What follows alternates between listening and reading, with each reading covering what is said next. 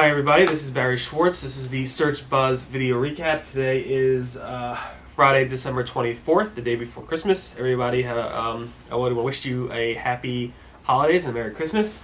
And I wanted to quickly go through the different topics that we discussed over the past week at the Search Roundtable. Again, today is Friday, December 24th. And let's get started. The first thing I wanted to talk about was that some webmasters are noticing over the past week or so that Microsoft Bing, the search engine, is doing some type of holiday update.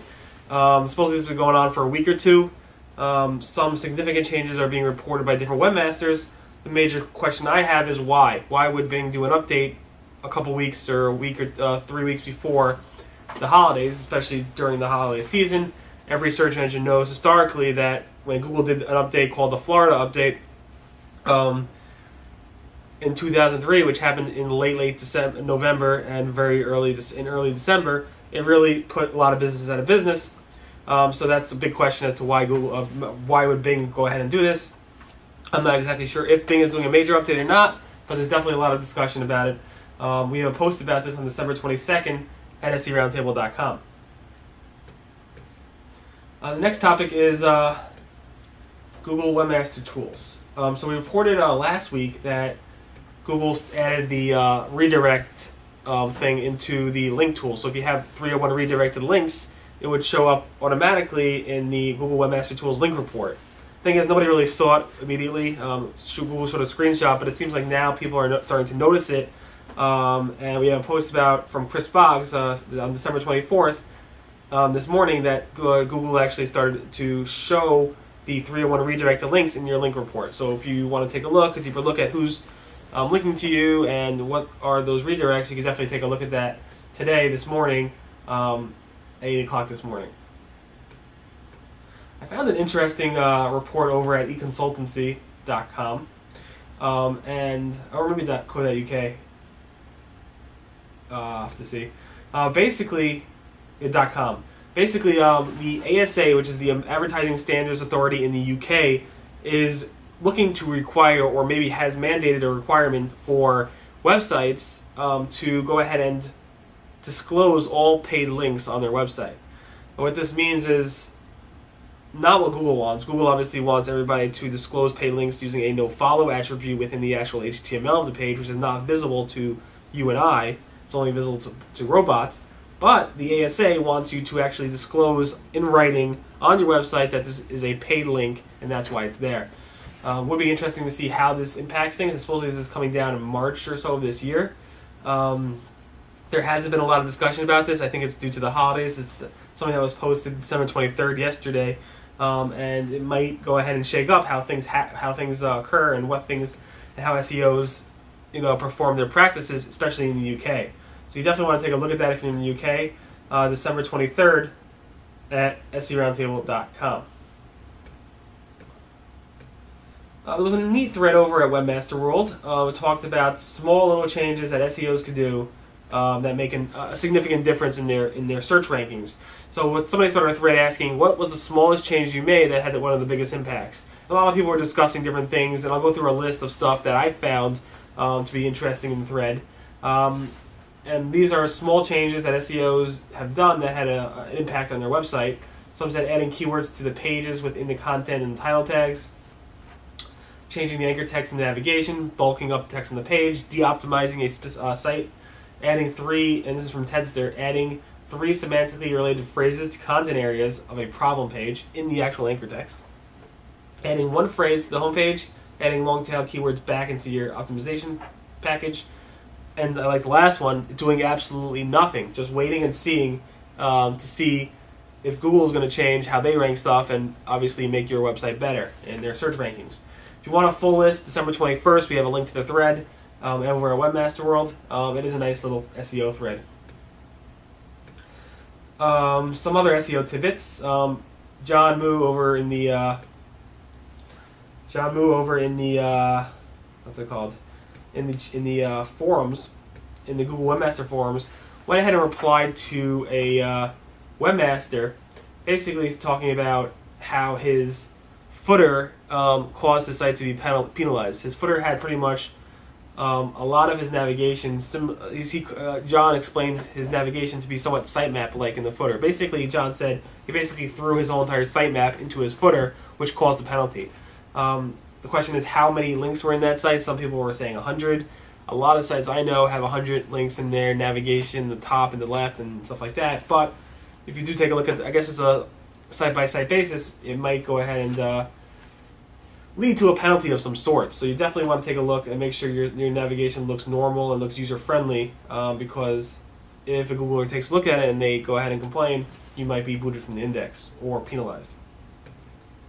Another little tidbit, Google says they have actually, they do not actually update their cache every time they crawl the website. So Google could crawl your website several times a day or crawl weekly, depending on how often you update your content.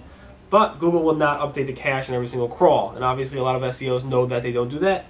Personally, I think it's fine. But a lot of SEOs would prefer if Google updated their cache on every single crawl, because it would help them as an SEO figure out what Google has crawled, what they understand, and what to change and move forward with.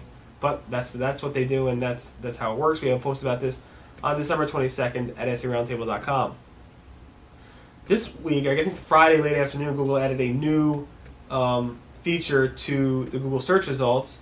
Now they will label hacked sites in the search results. In the past, they've done malware sites where sites have been compromised by malware, and they'll say this site is not safe, and they'll put a label on it, and they'll actually take you to a intermediate page warning you not to go through because it has malware on the site. Now Google's actually adding a label called "This site may be compromised" for basically hack sites that are not yet do not have malware on it. This is brand new. Google went ahead and did this late Friday, and we were posted that on December 20th at SEOroundtable.com. Later on this week, I posted a post about why Google added this. So on December 21st, the day after, I caught Matt Cutts of Google explaining that the reason they added a label and not just simply removed the site from the index was because, one, they actually did remove the site from the index and sent out an email and they messaged Webmaster Tools about this. But the reason they went ahead and added the label is because, as Matt Cutts said, people don't notice. The webmasters don't notice that they don't get the email, they don't check the Webmaster Tools. So by sticking a label on the search result, somebody will notice, one of their customers, the owner of the site, and then they'll go ahead and take action and try to fix the compromise of their website. So we have a post about that on December 21st at SEOroundtable.com. Those who use the Google Merchant Center feed, or Google Base API, you should be aware that it's being sunsetted in the middle of this year. June 1st, 2011, the Google Base API will be completely gone and not used anymore. Google has replaced it with two different APIs, two shopping APIs. One is the Content API, one is the Search API. The Content API allows you to programmatically manage the structured data items you upload to Google for use in the Google properties such as product search and web search, whereas the Content API is for shopping uses and otherwise the same protocol as other data APIs. So it is basically a little bit different. So the shopping API allows you to, the Search API for shopping makes it easy for developers, specifically Google Affiliate Network publishers and Google Commerce Search, to build innovative applications using their data, such as, I guess, advanced search and stuff like that within the site. So there's the Content API and there's the shopping Search API. There's two different shopping APIs that are going to replace the Google Base API, so you definitely want to take a look at that as soon as possible because the Google Base API will be sunsetting mid this year. It is the holiday season, and Google sent out to their advertisers, or some of them, a thank you video.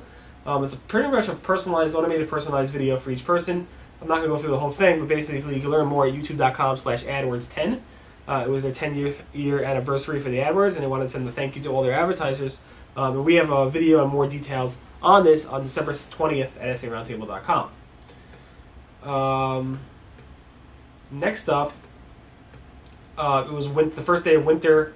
I think it was Tuesday, and we had several logos from the search engines. I'm going to bring up my screen so you can see it now.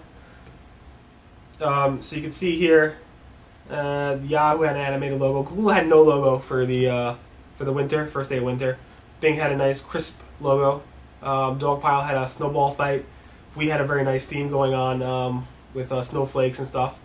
And Google last year actually pointed out that actually this year, but in Australia and places in the southern hemisphere, they had a winter logo. But here, on this side of the northern hemisphere, they did not have a winter logo. So that was a winter 2010. Now, yesterday, Google launched their Christmas logo. The Christmas logo is somewhat unique in that Google spent 250 hours, five designers, and they started working on this in June, or about 6 months ago.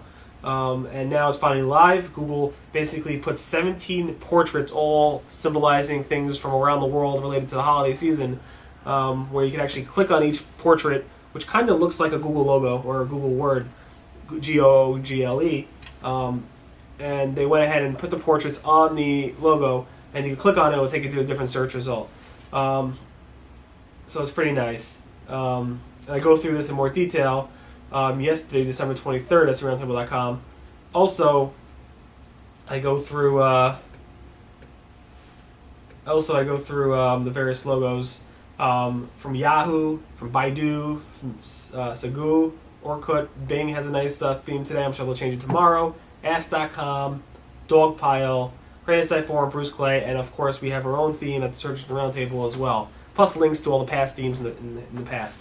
Again, Google had a 17 portraits. Those portraits represented lots of different things. And we have a video of what it represented, but they highlighted things like St. Basil Cathedral and Great Wall of China, from things like Indian dance styles to the Sahara's desert to chili peppers. It's a lot of different themes there for 17 portraits, so you might want to take a look at that as well. So thank you so much for listening to the Search Buzz video recap. Everyone have a great holidays, enjoy the weekend, and we'll see you guys next week. Thanks so much, and I'll speak to you guys next week. That was the Search Buzz video recap. Today, again, it's Friday, December 24th. And we'll see you guys next week. Bye.